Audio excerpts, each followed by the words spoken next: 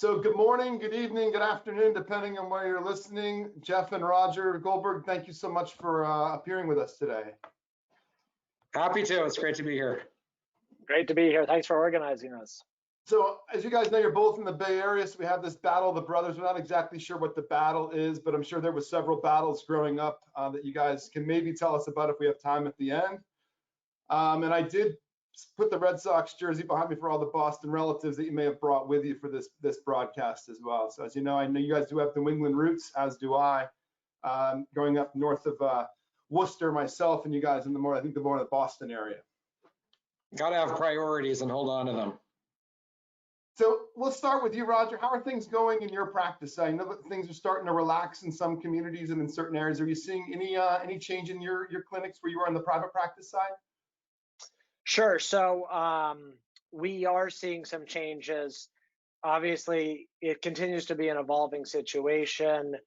In the Bay Area, we've been sheltering in place this is week 9 now.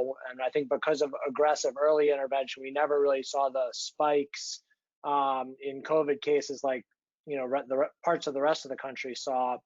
But we definitely saw a significant drop off in our patient volume. And really, we were just taking care of the emergencies or the patients who needed regular care. Otherwise, they risked losing their vision. And I think about a week ago, we started to see many of our referring doctors, the general ophthalmologists and optometrists, start to reopen their practices. And with that, then I think we're seeing an increased number of referrals again. Patients also who had deferred their care from late March and April are starting to say, hey, I feel more comfortable, or I'm starting to notice changes in my vision. So we're starting to see an uptick in volume, and it's really presenting a different set of challenges, not how do we survive financially or kind of, and what do we do to minimize our risk? Now it's about how do we start to scale back up our patient volumes and take care of everyone who needs to be taken care of while maintaining social distancing. And so we're trying to figure that out right now with maybe it's expanded hours, opening early, staying later, opening on the weekends. It's still a little bit of a work in progress as we try to figure it out. And so, Jeff, you being over at Stanford, an academic center, I'm sure your staff's been pulled in many different ways and called on. How have you guys been faring? And is there a turn in what's going on there as well? Yeah, very similar picture that we've noticed. We hit a nadir, a trough of around 25% of our normal volumes. We're back up to about 40–45% now, a little higher if you're counting interventional platform, the surgeries.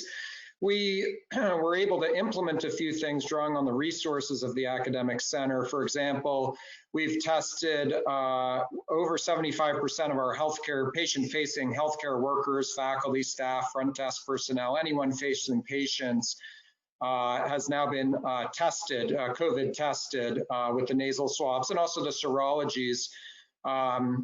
System-wide, we've got under a 0.3% infectious rate. So that's, obviously very reassuring. It's probably safer to come into the doctor's office than it is to come into the grocery store these days.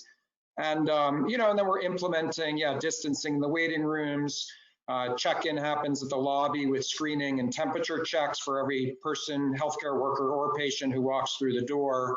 We have a drive-through eye pressure check clinic now for people who want to, take an intermediate level of risk as they leave their homes, but maybe not come into the clinic yet, and patients who we can manage that way. We're moving some curbside imaging as well to, again, minimize trips through the building, using the parking lot as our waiting room as much as we can. We're just trying to communicate to patients that, we've got a lot of safety opportunity in place. And like Roger said, we really don't want our patients to lose vision even as they protect themselves from viral risk. Sure.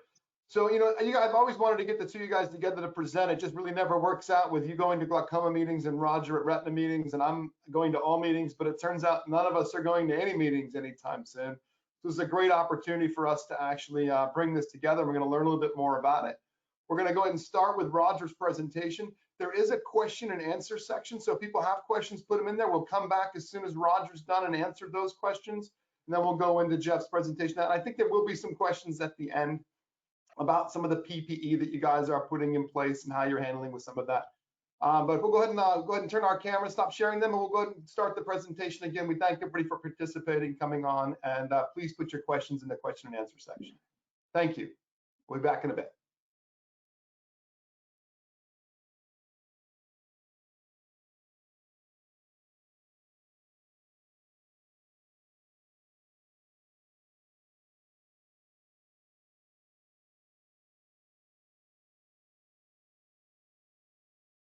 All right. It is great to be here. Thank you, everyone, for joining me and my brother. I'm excited to talk about the retinal uses of some of ZEISS's latest diagnostic imaging equipment. And I know Jeff will be talking about the glaucoma, how he finds it useful in the glaucoma setting. When I first started talking with Kevin and the folks at ZEISS, Jeff and I imagined something akin to the Blues Brothers. Of course, we pitched it as the Goldberg brothers, with Jeff talking about glaucoma and me talking about retina.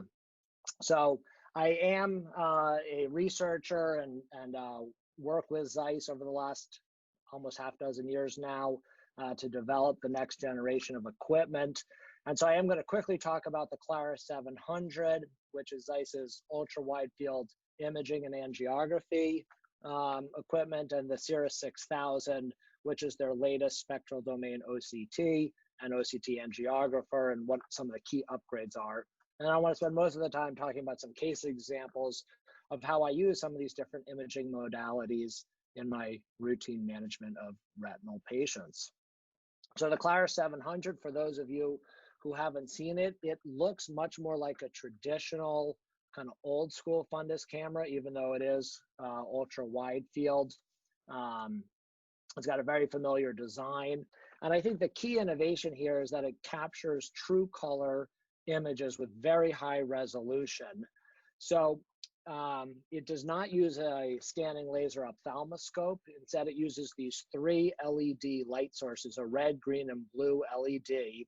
And it something that ZEISS invented called broad line fundus imaging, where it basically captures a 130-degree image of the retina in 0.2 seconds, and it kind of scans through the retina. And there's also an IR light source, infrared, which gives you a real-time preview of the photo you're taking. So it gives you 133 degrees in a single capture. And then in what they call ultra wide field mode, it auto montages 2 images automatically to give a 200 degree image. And you can actually merge up to 5 images. You can image through non-midriatic undilated pupils. You need about a 2.5 millimeter minimum pupil size. And I think the key thing with this is that even though you're getting this really wide field image, you don't sacrifice any of the resolution, which they say is down to 7 microns. And so here's the same image. I haven't kind of switched a lens. I've just literally zoomed up digitally, and you can see the great quality of the fundus photos.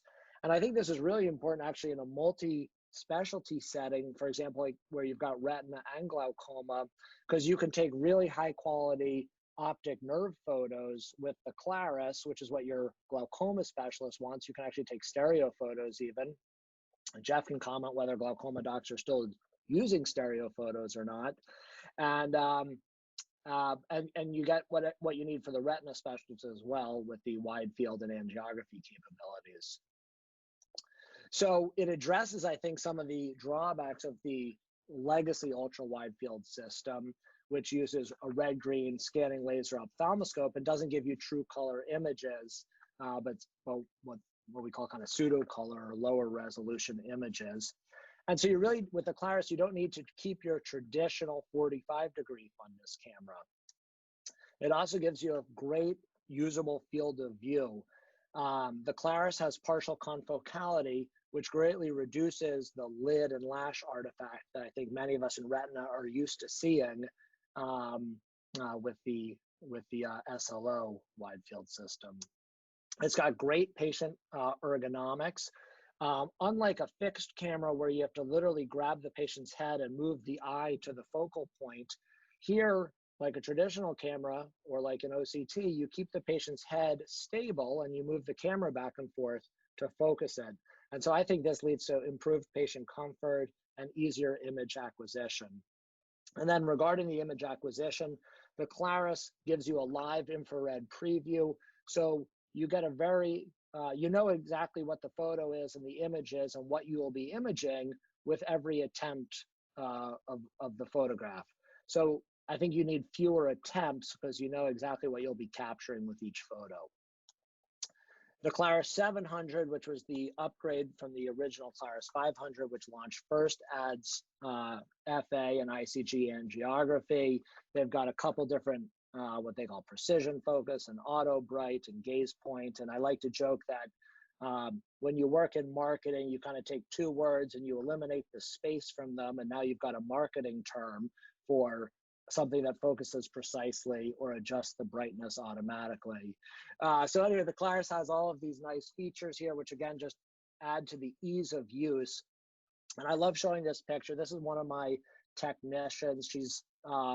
She can do photography. She's not a certified ophthalmic photographer, but this was her taking images with the Claris, literally with no training. It's just a very user-friendly design, and kind of within 5 minutes, she was up and running and imaging patients. So I love the ease of use here with the Claris.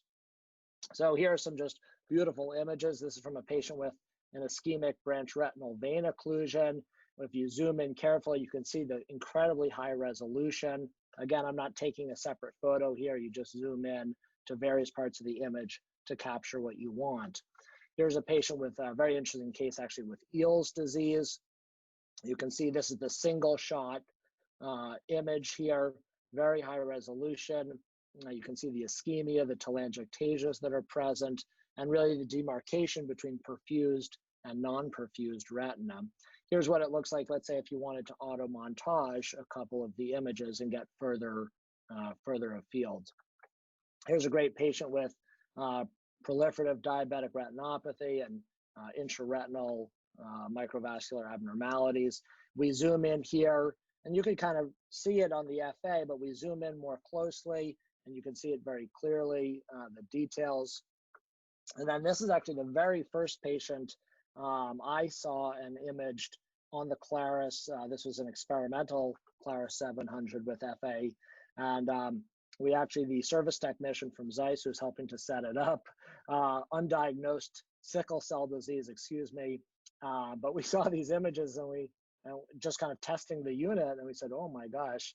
And I took a look at them, and lo and behold, here are his images. Again, this was with the very first patient I imaged with the Claris 700, and sent him to his primary care physician and diagnosed him with sickle cell disease, which he had not known he had. Here is his structural OCT, and you can see a little bit of thinning temporally there. When you see that thinning, of course, you're thinking about, if you're a glaucoma specialist and you see interretinal thinning, you're thinking about nerve fiber loss. But when you're a retina specialist and you see interretinal thinning, you're thinking about ischemia. And sure enough, when we do the ZEISS angioplex, the spectral domain OCT angiography, we see capillary dropout in the inner and outer retina. Here's though just showing the fovea. His foveas were intact. His vision was excellent, thankfully. He's done quite well from a visual standpoint. But you can see, just comparing the OCTA to the Claris FA, the resolution, frankly, on both devices is phenomenal. And then for those of you who don't know, ZEISS has launched as well a update to the ZEISS 5000, which I think for a long time was the standard of care for spectral domain OCT. They've upgraded it, basically giving you a lot of the features of swept source OCT in a spectral domain device. So they've increased the scan speed. It's up to 100,000 A scans per second, faster OCTA scans. All of these things allow for wider field montaging or just single capture OCT angiographies. And I'll show you some of those images up ahead. So you can capture 100,000 A scan cubed in as little as 0.4 seconds. You can actually go up to 12 by 12 millimeter wide scan. And then they have this new feature because of the increased scan speed that they call HD OCT angiography, and I'm going to show you a little bit more about this. So on a traditional angioplex on the ZEISS 5000, which had 68,000 A scans per second, Your choices were a 3x3, a 6x6, or an 8x8 millimeter scan. And they had pros and cons. I used to tell people, hey, for a CNV disease, get the 3x3 millimeter scan because you want the higher resolution. But for patients with diabetes or retinal vein occlusion, get the 6x6 or 8x8. Because when you zoom in on a 6x6 or 8x8 scan, and again, this is taking the 6x6 or 8x8 millimeter scan, but just looking at the central 3 millimeters, you can see you have a significant resolution drop off. Well, the great thing about the ZEISS 6000 is that it eliminates this resolution drop off by the faster scan speeds and by some image averaging technique they have. So you can now just get a single scan pattern, let's say the 6x6 or the 8x8, for all your patients. And I find this very efficient with technicians because I don't have to tell them, oh, do a 3x3 on this patient or a 6x6 on this patient. Now they can just get the 6x6 HD scan, and I know I'm going to capture everything I want. So here you can see some of the resolution, comparing the traditional 6x6 to the new HD scan, 12 micron lateral resolution. And it also adds some of the wide field imaging and montaging that was present on swept source devices. These are the images you often see presented on podium, but now they're kind of available on a routine basis in the spectral domain platform. So here's a patient, a 74-year-old Hispanic gentleman who's referred for wet AMD in the left eye. He's 20/30. You can see most of the action here just on the color photo is below the fovea. And here's his structural OCT at the time of presentation. He's got that large PED with subretinal fluid. His fovea is actually intact, which is why his vision is still good. He received 6 monthly injections, but still has this chronic fluid. And I actually brought him over so I could do OCT angiography. And here you can see the 6x6 angiography, the ORCC, the outer retina to choriocapillaris segmentation, shows the choroidal neovascular membrane that's present infranasally. Sometimes these can be hard to interpret, until you get better at looking at them. I find looking at the B scan with flow overlay is actually more important because you can scroll through like a traditional B scan image, a traditional volume scan, but it shows you where the machine is detecting blood flow. And so you can see that that flat PED is clearly vascularized because that's where we see the flow in red. And then when we look at that large PED, well, there's a big blood vessel going right through that. And this patient has polypoidal choroidal vasculopathy. And that's why the fluid has frankly been recalcitrant inferiorly. Thankfully, he's done well because this was below the fovea. And then here's a patient who I'd seen actually in 2016 with chronic central serous, 20/30 vision. Those are the 2016 scans. Was lost to follow-up, but came back in August of 2019 with new distortion in the left eye. And now where there had been just kind of serous subretinal fluid, we see this, what you might call subretinal hyperreflective material or vitelliform material. I was certainly thinking, could this be vitelliform, a vitelliform lesion? There is some subretinal fluid superior to the vitelliform lesion. I got an autofluorescence, which I think really is the standard of care for diagnosing adult vitelliform macular dystrophy. But I still wasn't 100% sure, given the subretinal fluid that was also present, could there be a CNV there? And what are your options? You could do an FA or an ICG, but these are invasive and require a skilled photographer. And frankly, they're often equivocal. I think in my old days, I would have done a diagnostic challenge with an anti-VEGF injection where I gave them an injection and just saw them back 2 weeks later and said, hey, did the fluid or subretinal hyperreflective material resolve? But this is invasive and it does carry some risk. So I was able to perform an OCT angiogram. And here you can see kind of the 6x6 retinal scan, the ENFA. So that gives you the entire retina down to just above the RPE. And we don't see any abnormal flow there. So that's certainly a good sign.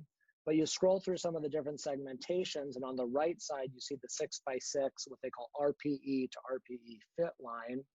And you look at that and you say, huh, is there something going on there, or is that just a projection artifact? And again, here's where I find the B scan with flow overlay so critical, because we look through the B scan and we don't see any flow through that vitelliform lesion or where there's subretinal hyperreflective material. And so we know that this is indeed adult vitelliform and that there's no evidence of choroidal neovascularization. So I really like to combine kind of the benefits of ultra wide field and OCT angiography for non-invasive imaging of kind of both inside the retinal layers and outside the macula. And I'm just going to quickly speed through two more cases here. Here is a case, a patient with a CRVO, 2400 vision, gets one Eylea injection of aflibercept. You can see marked reduction in the fluid, gets 3 monthly of aflibercept. And really here, we don't see on the structural OCT significant retinal thinning, but there's no improvement in the visual acuity. What's going on? Well, it's not a blatantly ischemic retina on the structural OCT, but when we do the, this is a swept source OCT, when we do the OCT angiography, here both the superficial and deep capillary layers show marked capillary dropout with an enlarged and irregular foveal avascular zone. And this is really the reason why the patient isn't seeing better. And I can use this then to help titrate and adjust how much therapy I need to give this patient, given that I'm not going to be able to get the vision better than about 2400. And here's helpful case number 2, a 54-year-old Caucasian woman. I kind of inherited her from another retinal doctor. She'd been receiving monthly aflibercept in the right eye for wet AMD and was diagnosed with geographic atrophy since age 38. And of course, when you see GA in someone under 50 years old, a red flag should go up in your mind that something's not quite right here. Here are her images on the claris. You can see just some kind of pigmentary changes in the right eye. Here's the left eye. Again, zooming in on that same wide field image, we do see a kind of a atrophic geographic lesion here in the left eye. And here's the right eye. There's a shallow PED. There's a thick choroid. There is some subretinal fluid. And this fluid kind of had a waxing and waning component. And some of it seemed responsive to aflibercept, but some of it frankly didn't. FA, as can often be the case, was indeterminate here, didn't really see much. ICG, again, here's the claris ICG. Zooming in, don't really see anything definitive here, at least nothing definitive that I can see. But on the OCT angiogram, we see that kind of snake-like curly Q vessel. This is down in the choriocapillaris lab. And again, the B scan with flow overlay right there in the center where there's that shallow PED, we see clear choroidal neovascular membrane. So when I put this all together, I say that this is, what they now call pachychoroid spectrum disorder. I think the left eye probably had a collapsed PED, which collapsed into an area of geographic atrophy. And the right eye has this pachychoroid disease with exudation, with a secondary CNV. So some of that subretinal fluid is VEGF responsive, but some of it isn't. And so it's helpful to have all these images to be able to diagnose this case and properly manage her. So I thank you, and I welcome any questions you might have.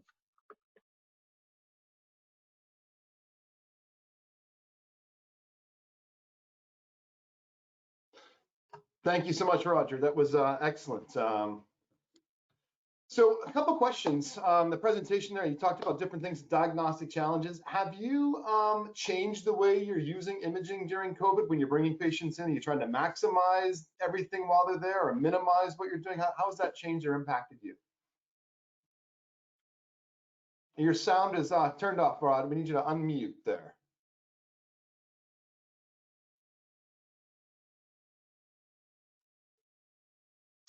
Better? Can you hear me now? Yes, perfect. Can you hear me? We can hear you, but we can't see you anymore. So okay, how about this? We only get one of them. Can you hear me now? Just I want to make sure that's important. So, okay, so it's a great question. It's something we've been discussing a lot as we think about using telehealth or telemedicine for retinal diseases, and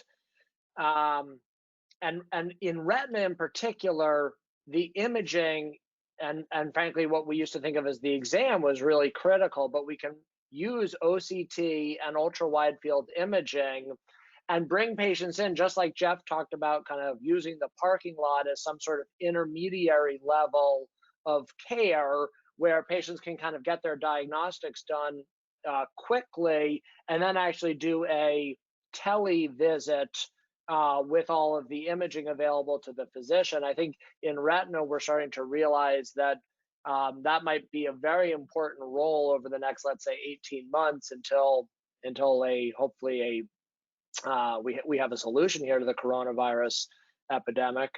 But so that's really what we're talking about doing, is using OCT and ultra wide field imaging and bring the patients in just for a quick vision, pressure, and imaging. And you don't need to dilate patients in order to obtain those images. And then later in the day, or perhaps on a Saturday clinic, the doctor can just set up shop on the computer and have a whole clinic that's just virtual using video. And you can actually share the images with the patient, point out everything that's going on, and make a determination in terms of the health of the eye and the diagnosis and when the next follow-up is required, just using the imaging. So I think that offers a lot of potential. We call that a hybrid model, where there's some kind of in-person care, which is really the imaging, and then remote care, which is the interpretation of those images and consultation. Got it. And there are a couple of questions. One of the cases was the FAF image you showed. Was that a patelliform? Is one question from Brandon Luan. Yes, with the hyperautofluorescence, I think he's talking about that case where the patient was lost to follow-up and then came back with a lot of, what you might call subretinal hyperreflective material. I do find autofluorescence very helpful there to diagnose vitelliform macular dystrophy. But again, those can often be ambiguous cases because you might see them change over time. And I find OCT angiography can be helpful there to look for any abnormalities in the blood flow to see if there's any evidence of choroidal neovascularization, which can occur in the setting of adult vitelliform lesions. Yeah. And do you think in that CRVO case, the vision was down because of the ellipsoid zone, that it was lost, not to ischemia, or do you think it was the ischemic changes? That's another question. I thought it was the ischemia. Certainly Brandon Lujan, I respect his opinion and interpretation on these. But I think ultimately, if it's the ellipsoid zone loss, then I think that's probably caused by the perfusion deficits that are taking place in the setting of a CRVO.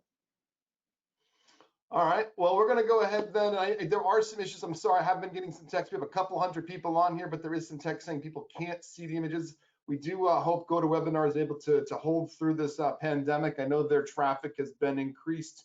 I don't think they expected to be an essential employee during all this, but GoToWebinar and all the other platforms have been tested. But Jeff, I look forward to hearing your talk now as you bring us into the glaucoma imaging and we learn a little bit more. So we'll go ahead and hide our cameras here and listen to another lecture. Thank you so much.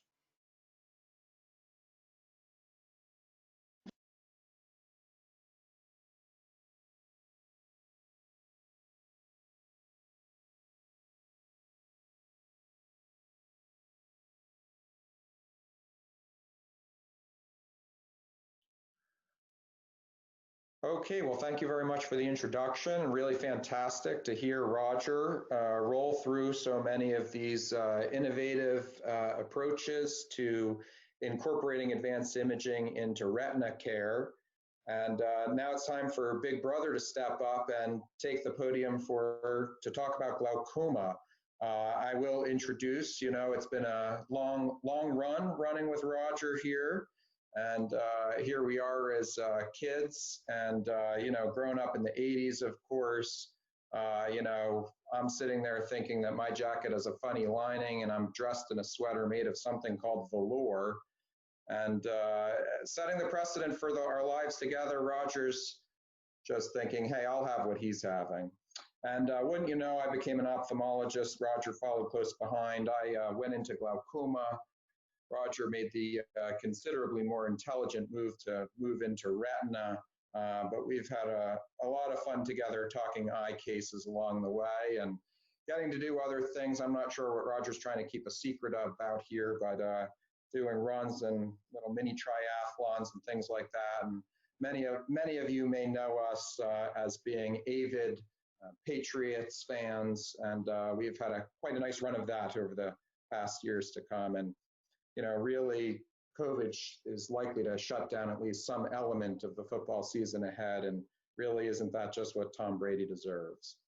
So anyway, let me disclose that I am a paid consultant and advisor for ZEISS as well as for other companies, although most of my work gets done through foundation and NIH grant support.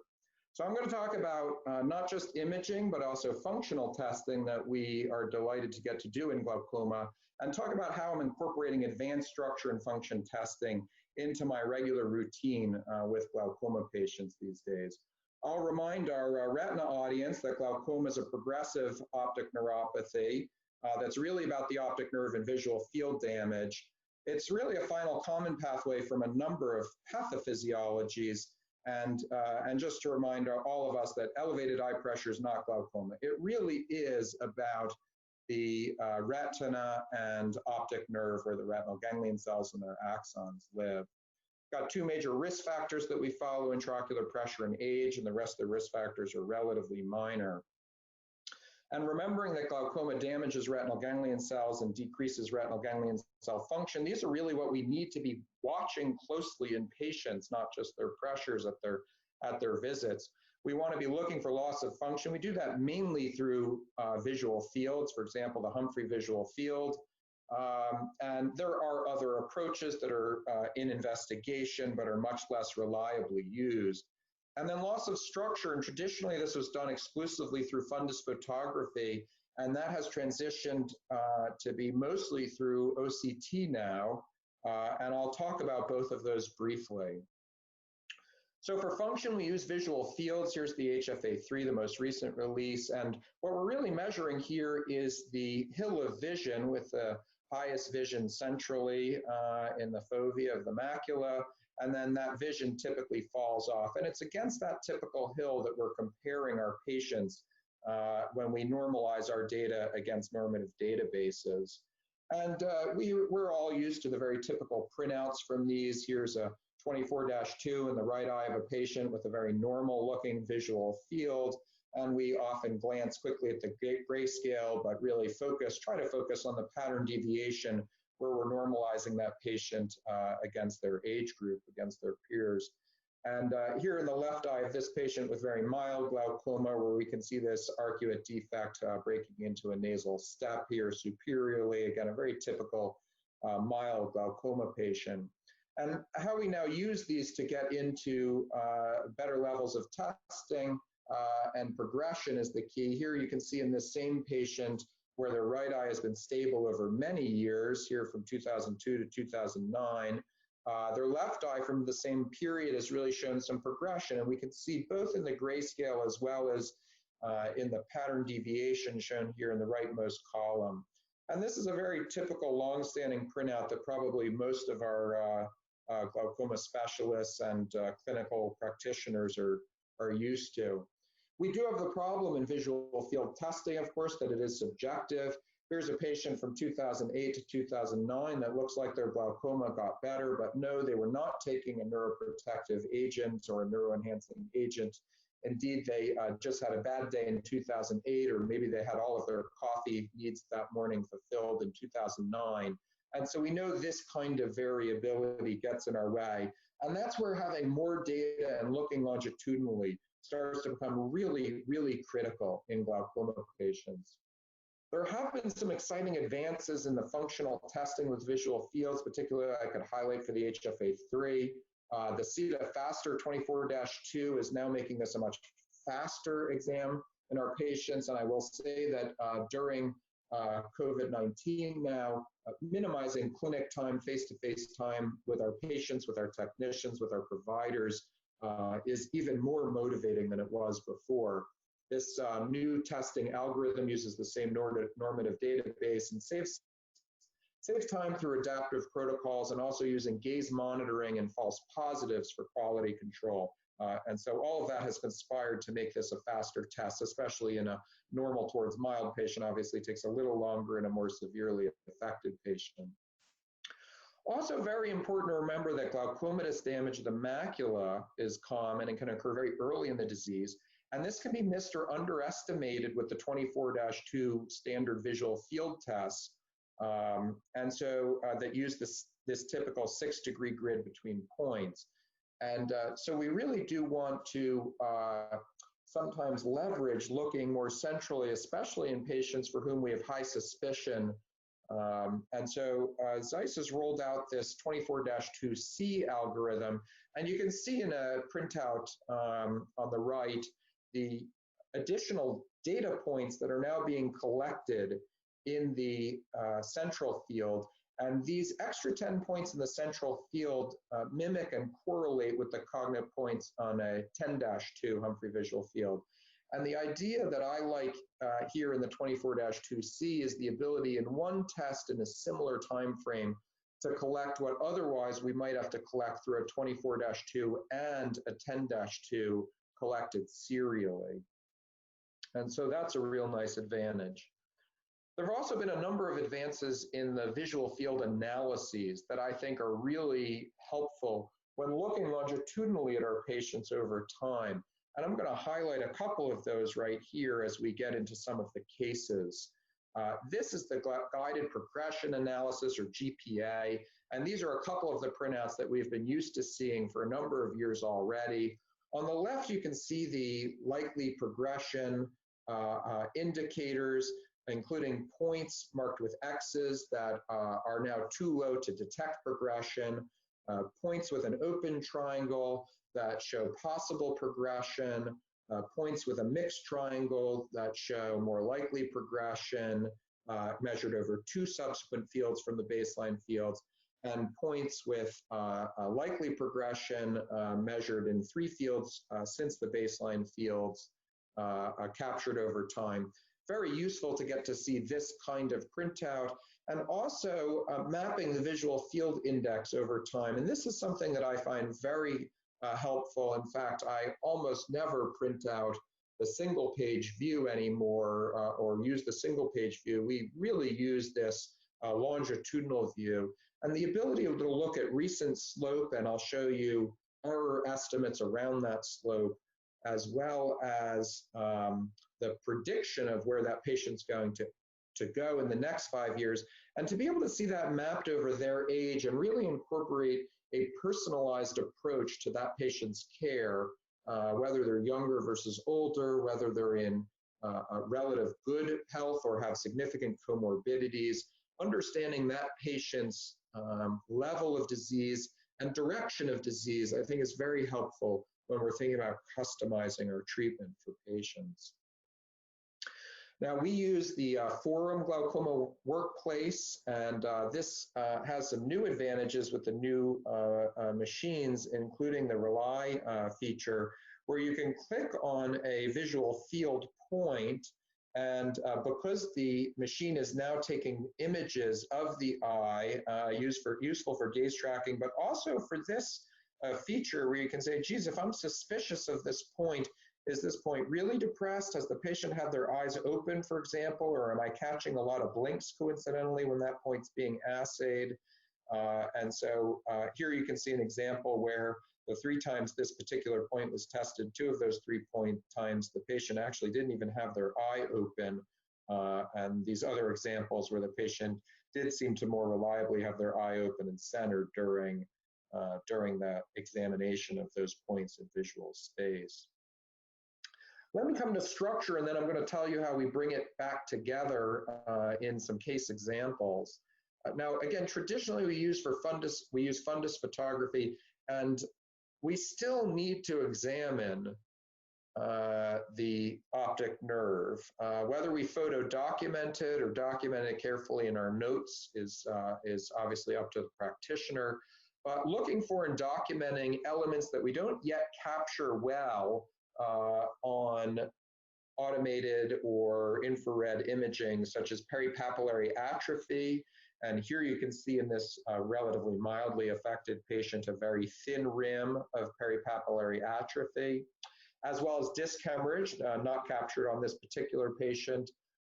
Very important to be examining for these and documenting them. So we're not yet ready to replace the examination of our patients in this fashion. We do traditionally do a number of measures that we know are quite unreliable, both in a test, retest evaluation within a practitioner, let alone between practitioners. We want to look at the disc size and the cup to disc ratio.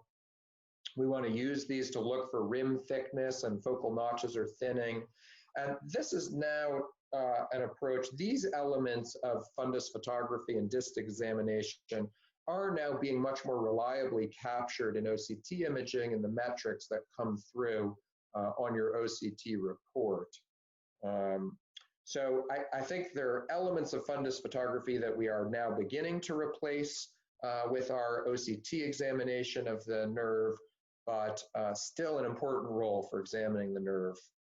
So let's turn to optical coherence tomography, OCT. As everyone knows and has been introduced, we use infrared light reflectance to identify the relative separation between surfaces, that is to say the retinal layers.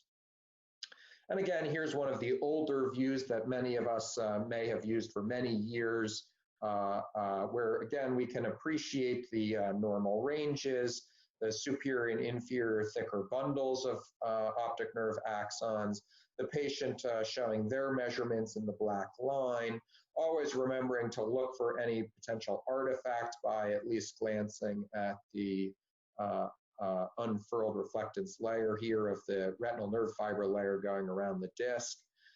And then in recent years, again, appreciating the importance of viewing the macula and the retinal ganglion cells and their dendrites, moving towards the macular cube and macular ganglion cell complex, which looks at a combination of the ganglion cell layer and the inner-plexiform layer, where retinal ganglion cell dendrites live.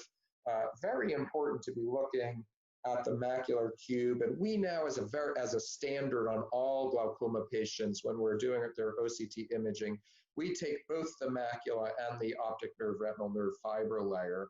It's been suggested that either of those two are able to detect early glaucoma fairly similar to each other, but later in the disease, when you're hitting a floor in the nerve fiber layer, the change can still be detected in the macular ganglion cell complex. So that's why I think it's really important to be capturing both. Some of the newer imaging technologies, including in the debuting Plex Elite technology, are going to allow us wider field views that allow us to capture both the macula and the optic nerve in a single imaging session. But even without that, using your standard machine to capture both, I think, as a standard in your glaucoma patients, I think is a very, very good idea. I certainly would recommend that.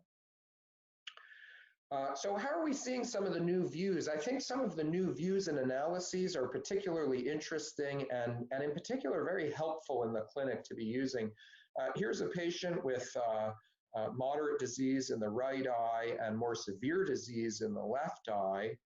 And this is one of the views I find very helpful. It brings together in a single view that day's visual field and OCT testing into a single view.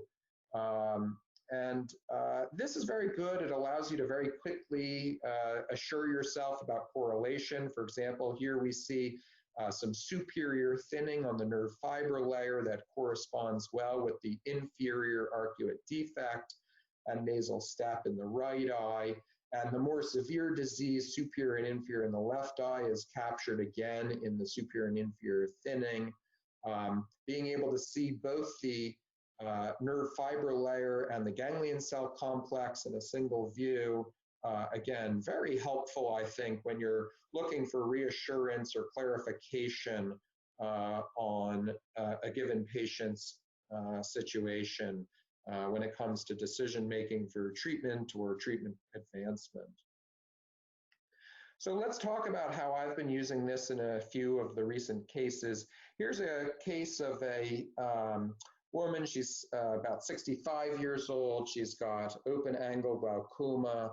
Been following her very closely over the last years and have a question about whether she's progressing despite her maximally tolerated medical therapy that she's on right now. And here we can see from 2015 to 2019, you know, if you just glance at the grayscale and even at the pattern deviations, it's not that easy to detect whether there's any worsening over time. She's now at the p less than 0.5% level on many of the spots in here. And this is where turning to some of the guided progression analyses is really helpful. Here we can see over these past years all of her visual fields, plotting the visual field index, which tracks very closely but is not identical to the mean deviation. And here we can see again that this is suggesting a rate of progression on the scale of -2.5 index points per year. You know, she has obviously one day that she had a poor performance day. We can go into the computer and tell it to exclude that point as a poor performance day. So this is very helpful, but digging deeper into her combined structure and functional imaging, I think is very helpful. Here again is that single time point view, where again we can see, for example, the inferior thinning and superior field loss. She has that also in the left eye, even though I'll focus here on the right eye. This is a really helpful unit now in Forum, is the structure function GPA. And in this unit, we can actually pull down whichever elements we want to look at next to each other. Here I've put together the mean deviation on the right eye, the visual field index on the right eye, and I've put that together with the RNFL thickness, and you can see she's kind of, you know, at or around the floor for her in that, as well as the ganglion cell thickness taken from the macular OCT. And although her RNFL is probably hovering, you know, within a margin of error around her normal, you know, we might get concerned about whether recently she's showing thinning in the macular ganglion cell complex that may correlate with some of the recent sloping off of her visual field, especially over this last year or two. And so again, being able to put this together into a single view and look at structure function together, I think is very helpful for decision making about patients like this. This is a patient that we're going to continue to watch very closely because of this fairly clear indication that she's continuing to lose macular tissue while she declines on her visual field. And then zooming in this structure function report on the visual field plus the ganglion cell layer, this is a beautiful view again that captures the visual field alongside the retinal nerve fiber layer and macular views. And again, look at the beautiful correlation between her macular loss and her visual field loss. And again, although you might have trouble seeing this progression happening here on the visual field, putting it together next to the structure really does help us define that there is some evidence of progression that we want to continue to watch closely. She's had in her most recent follow-up here, September 2019, shown actually, you know, a fairly stable look. So again, we're going to watch her very closely. There is further data that I won't dig into in detail, but there's further data lower down in the report if you want to get into the actual numbers and really look at some of the different metrics, including things like rim area or breaking it out by quadrant, inferior, superior quadrant, etc. Here's another interesting case. This is a 92-year-old male. He's got advancing pseudoexfoliative glaucoma that's in the left eye. His right eye, although he has pseudo-X in that eye as well, has been spared as much damage over the last years. And again, here's one of his recent exams. He came in and saw me yesterday, or just last 2 weeks ago in April. And again, looking field by field, it looks a lot like progression. Here you can see 2014, 2016, 2017. It looks like he's getting worse. You get the sense from the grayscale and also from the guided progression analysis and the triangles on the right that compared to the baseline through 2019, continuing to get worse, and here 2019, even 2020, really a concern for progression in this 92-year-old. And you might think, gosh, it's time to get even more aggressive. Maybe I've got to think about taking a 92-year-old into surgery. Important to look at the treatment, though, that he's had along the way. When we look at the progression analysis here by the visual field index, it's telling us that he's really progressing quite quickly at -3.5 index points per year. And this is an otherwise healthy and fairly robust, certainly mentally completely with it, 92-year-old. And so, you know, we may be guided by this to think about bringing him to surgery. But then it turns out that we want to remember that in his particular case 2 years ago, we had actually greatly increased his topical therapy, and we had decreased his eye pressure to a new target pressure. It was running around 18. We got him down to the 13, 14 range in this eye. And so what we did to account for that is actually we said, okay, that happened right here. Let's go into the forum and reset this as his new baseline. Important to do that so you don't get fooled in a busy clinic to think someone is still progressing. When we reset those to his baseline, well, now we see that he's been fairly stable. And in the 6 fields that we have so far, 4 following that more recent baseline over the last 2 years, we see now actually he's progressing at less than 1 visual field index point per year. That gives us a much longer run rate that we might not have to bring him to surgery, and we can continue to watch him closely and consider him much more stabilized after having advanced his medical therapy. Finally, many of you know that I'm deeply involved in clinical trials for neuroprotection, and in fact, it's very exciting these days because we have new sets of therapeutic candidates that are targeting the retinal ganglion cells and their axons in the optic nerve rather than the pressure function in the front of the eye. And these are designed to promote neuroprotection, which would be to slow the decline, or as we now say, flatten the curve in coronavirus days now, or even to promote neuroenhancement, which is a term that we've taken from the Alzheimer's literature. And the idea there is that some of these drugs may actually give a booster shot to the sick retinal ganglion cells and improve their structure or function. That's the hope for some of these. And leveraging this kind of advanced visual field and structure OCT analysis in these clinical trials is really helping us to understand how they're working. For example, we completed a phase 1 trial for CNTF. This is using an implant that goes inside the eye and secretes ciliary neurotrophic factor, which is one of the trophic factors that in animals strongly supports retinal ganglion cell survival and regeneration.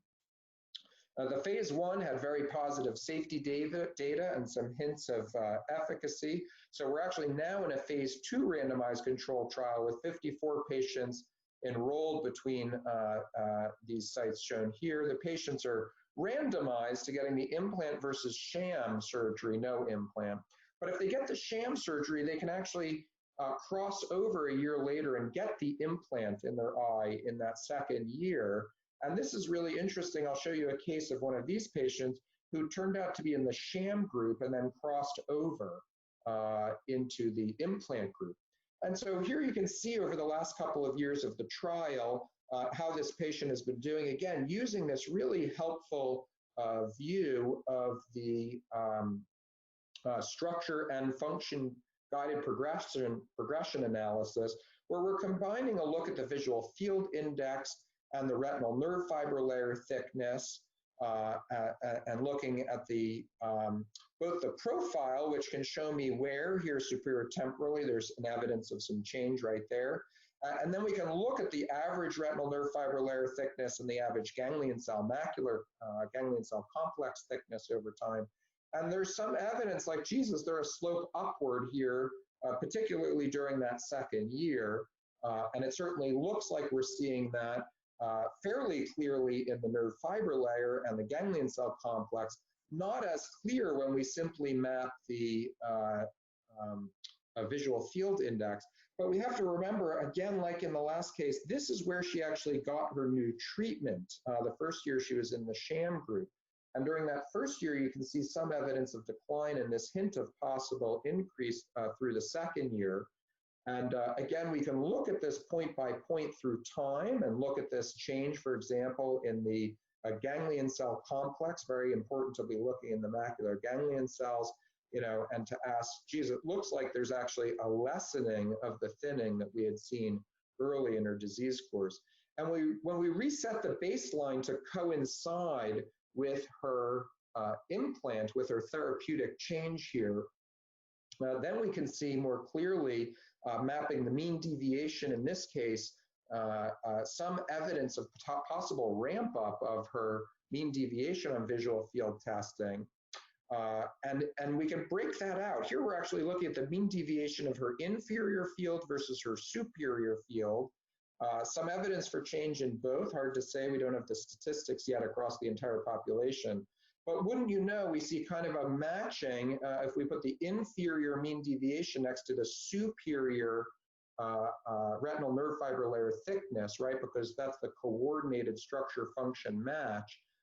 We can see a more dramatic evidence of change in her superior nerve fiber layer correlating to her inferior mean deviation functional assay. Less evidence in her inferior nerve fiber layer correlating with her superior visual function.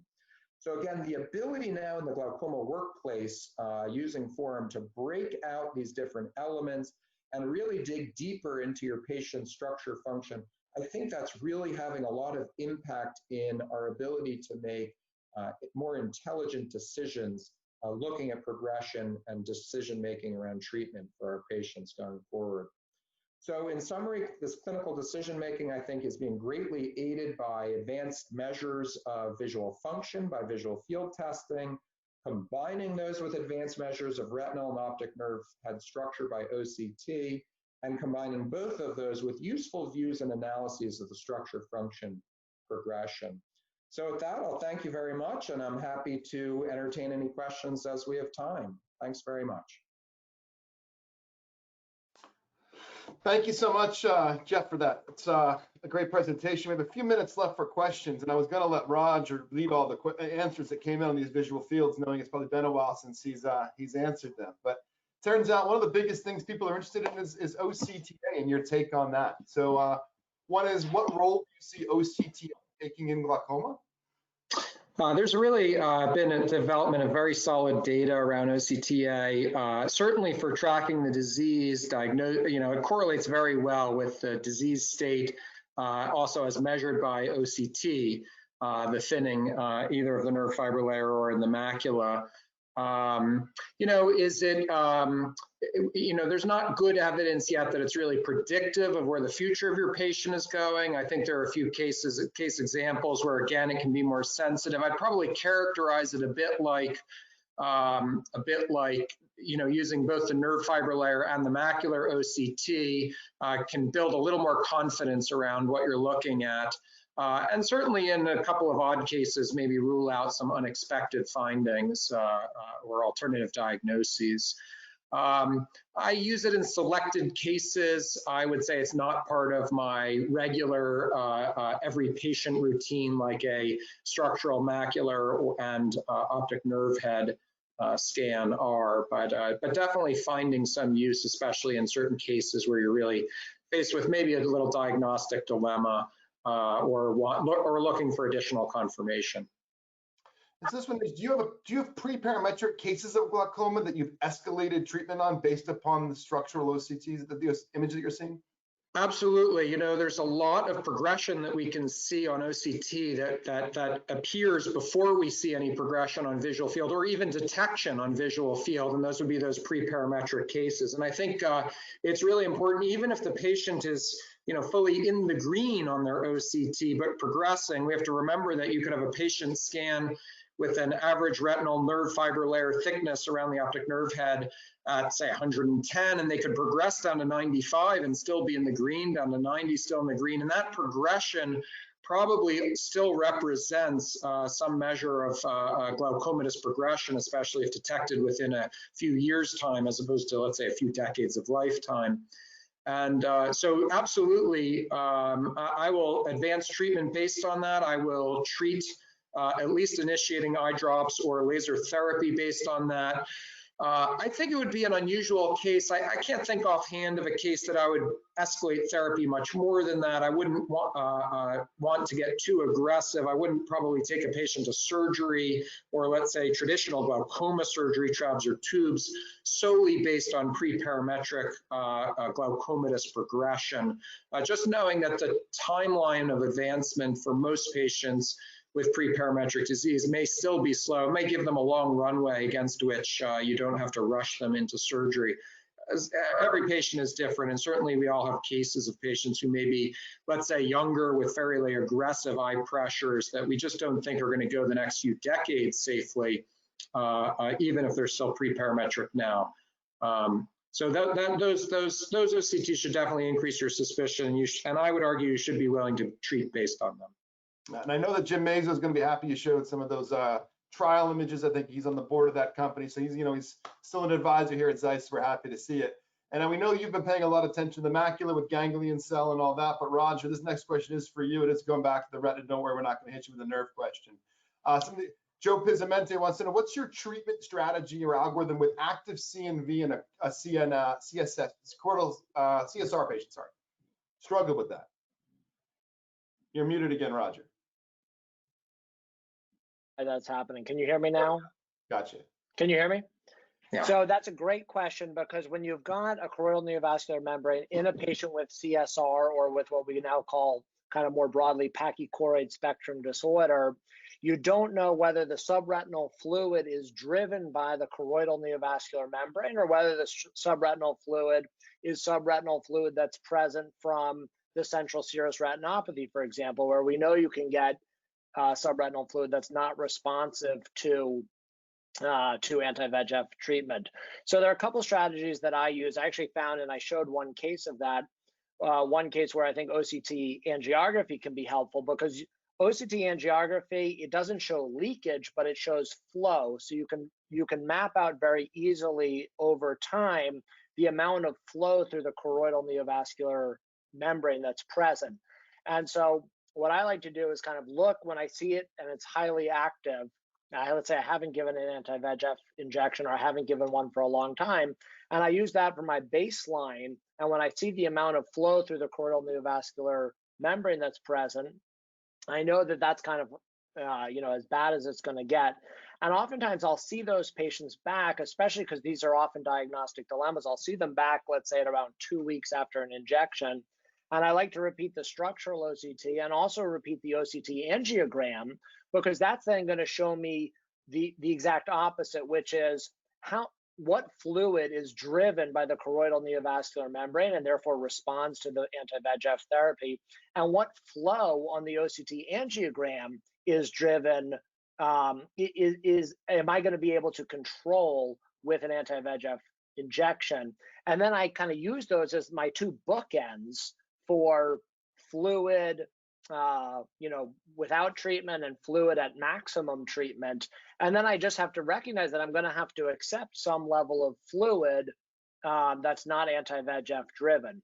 Now, in these patients, if I'm concerned about the fluid being present for a long period over time, because we know that chronic fluid probably isn't great for photoreceptor health over the long term, I'll often combine and use photodynamic therapy in these cases. We know that central serous responds very well to reduced fluence PDT, and so I think that's a great option as well to control the central serous component of the disease, and use the injections just to control the CNV component of the disease.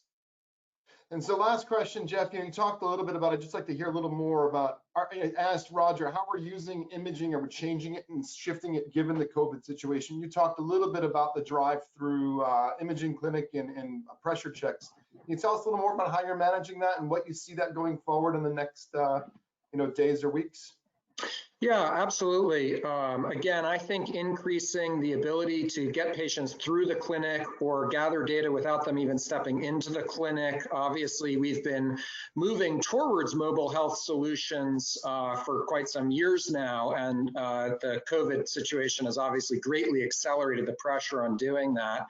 In glaucoma, we really have 3 key data points that we really want to be looking at with certain regularity, depending on whether it's a mild patient or a more severely affected patient. And that's going to include the pressure, which we can do, I think, quite nicely now with a drive-through eye pressure clinic. We want to look at a structure very regularly, maybe even more regularly than we're going to test function. And because we can get a scan relatively quickly and with minimum patient interaction time, moving that either to the lobby or the parking lot is very motivating. Ultimately, moving that closer to patients' homes, even in their communities, I think will be really good. We're all picking up takeout food on the sidewalk from the restaurant. I think we can pick up our structural imaging on the sidewalk from our local eye clinic too. And then functional imaging is still a challenge. Right now, we're very much dependent on the HFA for visual field testing. Moving towards home testing solutions has already been motivating, and trying to accelerate some of those that may work better than others. I think that's going to be a major priority for the months to come. And I think that all 3 of those changes are likely to stick with us even as we come through this coronavirus period and think about how we're going to permanently transform ambulatory care for ophthalmology patients. Correct. And so do both of you think we're here to stay with some of these telemedicine options that'll be here to stay? Yeah, absolutely. I think that's going to be a take home that we'll be looking back on this period as a really transformative one in medicine, because I think even if we solve coronavirus, we'll end up holding on to a lot of these innovations, mobile health and home testing opportunities for the long term. Maybe one of the good things. Yeah, 100% agree with Jeff. I think honestly what was holding back a lot of it was reimbursement issues, and with the COVID pandemic, Medicare and other payers basically agreed to treat a mobile or televisit kind of equivalently as an in-person visit. And then I think we've suddenly realized the power of the technology. Just like, for example, we, Kevin, you and I have done work before doing in-person events similar to this. And I think we all now realize the power of doing these as online webinars. We can reach a really broad audience. And so we've seen the efficiency translate over to the clinic as well. Yeah, I think that'll be one of the good things when we look back on this that came out of this time, other than basically watching all of the Netflix. So I appreciate you for the time. Roger, we do need to get some artwork for those walls back there, maybe a Red Sox banner or something. But I had a pleasure with both of you guys. Have a great evening. Thank you again for your time. Thanks for having us.